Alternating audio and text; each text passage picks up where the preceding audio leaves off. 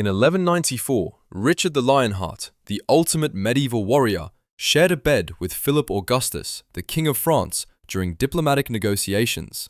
And nobody thought it was weird. In fact, it was considered a sign of deep friendship and political alliance.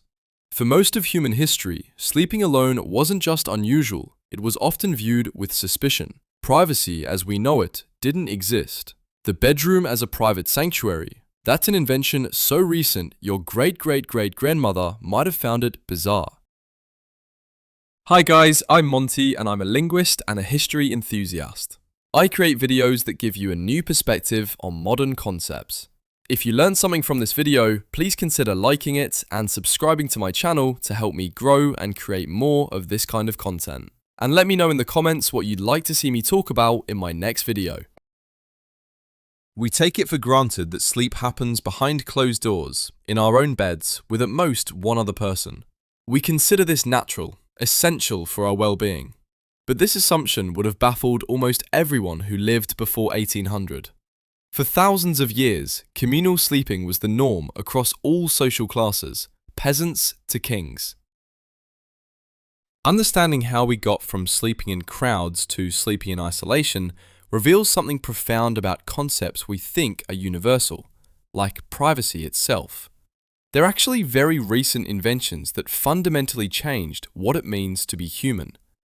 This isn't just about furniture or architecture, it's about the birth of the individual as we understand it today. The invention of shame around our bodies, the creation of the nuclear family as a fortress against the world. And as you'll hear, this transformation came with costs we're still paying. Let's start with what sleeping actually looked like for most of human history. Archaeological evidence from Sabudu Cave in South Africa shows that 77,000 years ago, our ancestors were creating communal sleeping areas from insect-repelling grasses, organized spaces where groups rested together for safety and warmth. This wasn't just survival, it was how humans naturally organized themselves for rest. Fast forward to medieval Europe. Entire families sleeping together in single rooms, often sharing beds across generations. But this wasn't limited to the poor. The wealthy also embraced communal sleeping, though with more elaborate arrangements. Medieval nobles typically slept in chambers that accommodated multiple people, servants, attendants. True isolation was rare even among the elite. The bed itself was fundamentally different from what we imagine today. Medieval beds were often located in multifunctional spaces, hallways, kitchens, parlors. They weren't private retreats, but social hubs. People conducted business from bed, received visitors while lying down, used beds as stages for important ceremonies. When someone was dying, the community gathered around the bed to witness their final moments. Birth, death, illness, recovery, all happened in full view of others. Roger Ekirch, the historian who's done groundbreaking research on pre-modern sleep patterns, found that even the wealthiest individuals in the early modern period, roughly 1500 to 1800, rarely chose to sleep completely alone when they had other options. Sleeping alone was actually seen as undesirable, even dangerous. It meant you were either too poor to afford companionship, too antisocial to maintain relationships, or too paranoid about assassination attempts. The practice extended far beyond family units. Travelers routinely shared beds with complete strangers at inns. In 1776, Benjamin Franklin and John Adams famously spent a night bickering in a shared bed at a New Jersey inn. Franklin wanted the window open for fresh air. Adams insisted it stay closed to prevent illness. This wasn't unusual. It was Tuesday night at an 18th century inn. But here's what's really remarkable. Communal sleeping created a unique social space that existed nowhere else. Beds became places where normal social hierarchies temporarily dissolved. Masters slept next to servants, employers next to workers. A 1784 diary entry describes a parson whose visitor specifically requested to sleep next to his servant rather than alone. The darkness and intimacy of shared sleep created what we might call blanket equality. Social distinctions that mattered during the day became meaningless when everyone was lying down together. But if communal sleeping was so natural and beneficial, Why did we stop? The answer reveals how privacy itself was invented, and it wasn't a gradual evolution. It was a deliberate revolution driven by three forces: disease panic, moral reformation, and economic transformation. The first crack in communal sleeping came from medical concerns, but not the ones you might expect. In the 16th and 17th centuries, physicians began promoting the theory of bad air, or miasma, the idea that illness spread through corrupted atmosphere. Sharing breath with others while sleeping became seen as dangerous. But this medical theory was quickly weaponized by moral reformers who had a different agenda entirely. The Protestant Reformation played a crucial role here. Reformers began arguing that communal sleeping encouraged immoral behavior. They weren't just concerned about sex, they worried about the intimate conversations, the physical closeness, the way shared sleep created bonds that existed outside formal social structures. Communal sleep was too democratic, too egalitarian for the increasingly hierarchical society they wanted to build. By the 1600s and 1700s, separate bedrooms were becoming status symbols among the emerging merchant class. But here's the twist: even married couples began sleeping in separate beds within those separate rooms. Victorian-era advice manuals actively discouraged spouses from sharing beds, citing both health and moral concerns. The idea was that even married people needed protection from each other's potentially corrupting influence during the vulnerable hours of sleep. This is where the story gets really strange. The Victorians didn't just want privacy, they wanted isolation. Medical authorities warned that sharing beds, even between spouses, could spread disease and weaken moral character. Dr. Andrew Combe wrote in 1834 that the practice of two persons sleeping in the same bed is attended with serious injury to health. Marriage manuals recommended separate beds as a way to maintain proper respect between husband and wife. The economic transformation was equally important.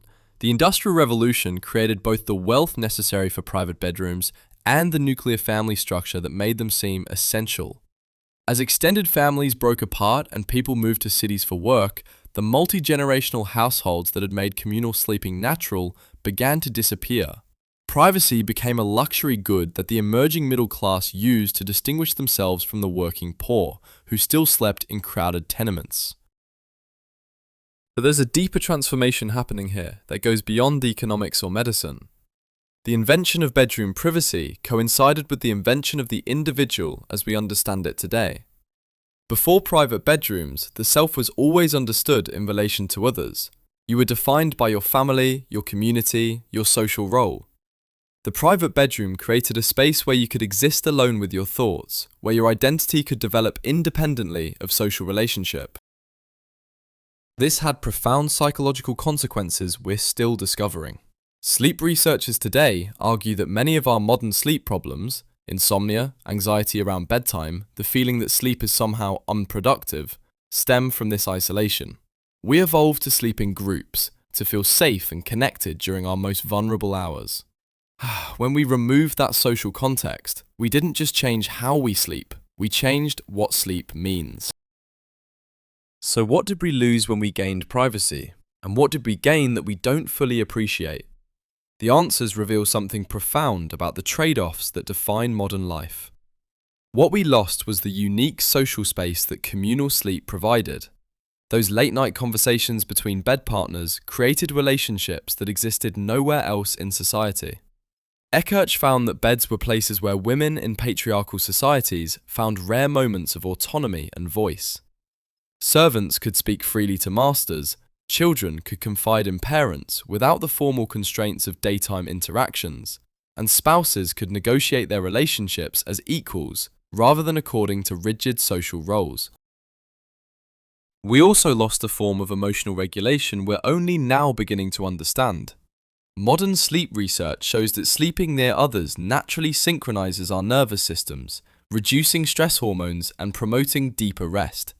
The presence of trusted others during sleep provided a form of co-regulation that helped people process trauma, manage anxiety, and maintain emotional stability in ways that sleeping alone simply cannot replicate. But what we gained was equally profound: the space for individual identity to develop. The private bedroom became the birthplace of the modern self. It's no coincidence that the novel, that most individualistic of art forms, emerged at the same time as private bedrooms. Writers like Samuel Richardson and Jane Austen were exploring the inner lives of characters who had, for the first time in history, actual inner lives to explore. Privacy also enabled new forms of intimacy. When everyone slept together, sexual relationships had to be conducted with an awareness of others' presence. The private bedroom allowed couples to develop forms of physical and emotional intimacy that would have been impossible in communal settings. The modern romantic relationship, with its emphasis on exclusive emotional and physical connection, required the private bedroom to fully develop.